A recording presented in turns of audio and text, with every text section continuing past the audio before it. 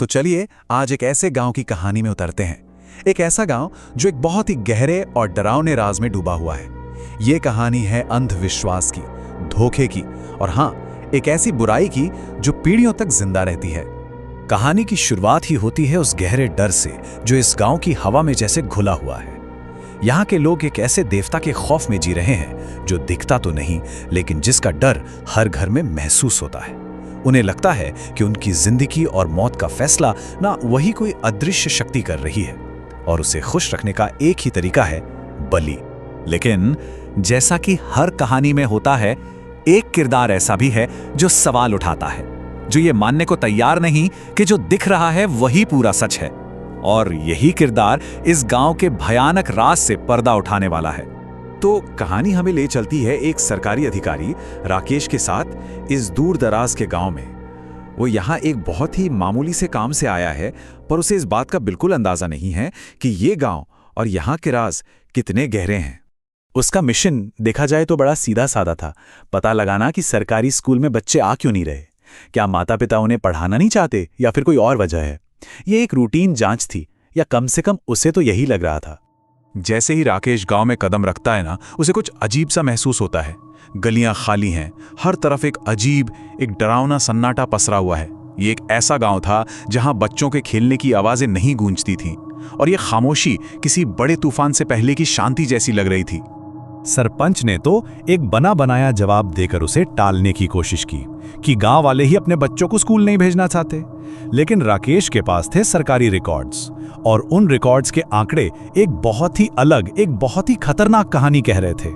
School में कभी 75 बच्चे हुआ करते थे, जो अब घटकर सिर्फ 19 रह गए थे। तो बाकी के 56 बच्चे आखिर कहां गायब हो गए। सरपंच की बातें राकेश के गले बिल्कुल नहीं उतरती।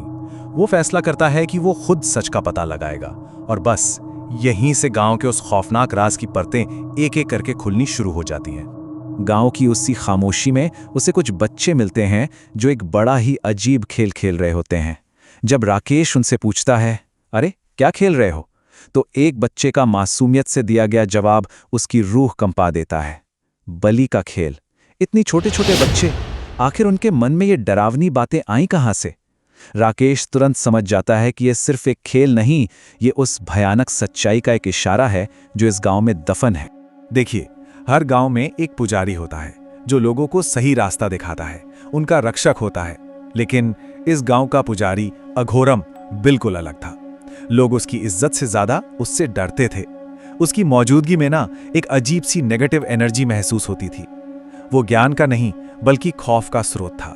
उसी रात सरपंच के घर पर राकेश को शरबत में कुछ मिलाकर पिला दिया जाता है। उसे चक्कर आने लगते हैं, और उस रात नींद में उसे एक ऐसा खौफनाक सपना आता है जो असल में चेतावनी थी। सपने में वो एक भयानक सी मूर्ति देखता है। शरीर तो इंसान का, लेकिन सिर किसी भैंसे का। और सबसे डरावनी बात, उस मूर्ति के पेट में एक आग की भट्टी जल रही थी, और उसकी लपटें सीधे सीधे उसकी तरफ बढ़ रही थी। वो पसीने से लथपथ डर के मारे जाग जाता है। उसका दिल जोर जोर से धड़क रहा होता है, और उसे यह एहसास हो जाता है कि ये सिर्फ एक सपना नहीं था। राकेश अब समझ चुका था कि यह कोई मामूली सपना नहीं था। उसी रात उसे जंगल के खंडारों से आग की रोशनी आती हुई दिखाई देती है, और वो अपने डर का सामना करने के लिए उस तरफ चल पड़ता है। और वहां वो जो मंजर देखता है, उससे उसके पैरों तले जमीन खिसक जाती है। सामने वही मूर्ति थी, बिल्कुल वैसी ही जो उसने सपने में देखी थी, और उसके सामने बैठा था अघोरम, जो कोई पूजा नहीं बल्कि एक शैतानी रस्म पूरी कर रहा था। जैसे ही राकेश उसका सामना करता है, अघोरम हंसने लगता है, और फिर वो अपनी सच्चाई बताता है। एक ऐसी सच्चाई जो किसी भी बुरे सपने से कहीं ज्यादा खौफनाक थी। वो कहता है, ये गांव किसी देवता की वजह से नहीं, सिर्फ मेरी वजह से जिंदा है। और फिर वो अपनी पूरी साजिश का खुलासा करता है, एक ऐसी साजिश जो डर और धोखे पर बनी थी। उसका प्लान 4 हिस्सों में काम करता था। पहला, वो खुद अपनी काली शक्तियों से गांव में सूखा और बीमारियां फैलाता। दूसरा, वो गांव वालों को डराता कि ये सब मोलोक देवता के गुस्से का नतीजा है। तीसरा, वो उस देवता को शांत करने के लिए एक मासूम बच्चे की बलि की मांग करता। और चौथा, हर बलि के साथ वो उन मासूम आत्माओं की ऊर्जा को सोखकर और भी ज्यादा शक्तिशाली हो जाता था। तो इसका मतलब यह था कि मोलोक कोई देवता नहीं था, वो एक शैतान था जिसे अघोरम पूजता था। एक ऐसा शैतान जिसे खुश करने के लिए बच्चों की आत्माओं की जरूरत पड़ती थी, और अघोरम उसका सबसे बड़ा पुजारी, उसका सबसे बड़ा सेवक था। राकेश को पता था कि वो अकेले इस शैतान का सामना नहीं कर सकता। वो फौरन गांव वालों को इकट्ठा करता है और उन्हें अघोरम की खौफनाक सच्चाई से रूबरू कराता है। और जैसे ही गांव वालों को यह भयानक सच पता चलता है कि जिस इंसान को वो अपना रक्षक समझ रहे थे वही उनके बच्चों का कातिल है, तो उनका सालों से दबा हुआ गुस्सा जैसे ज्वालामुखी की तरह फूट पड़ता है। उनका विश्वास एक पल में खौफ और नफरत में बदल जाता है, और अब उनके दिलों में सिर्फ बदले की आग जल रही थी। तभी भीड़ से एक बुजुर्ग कांपती हुई आवाज में आगे आता है और बताता है कि कैसे 20 साल पहले अघोरम ने देवता की इच्छा का बहाना बनाकर उसके पोते की बलि ले ली थी।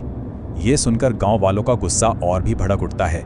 मतलब ये कोई एक दो बच्चों की बात नहीं थी, ये तो सालों से चल रहा एक खूनी खेल था।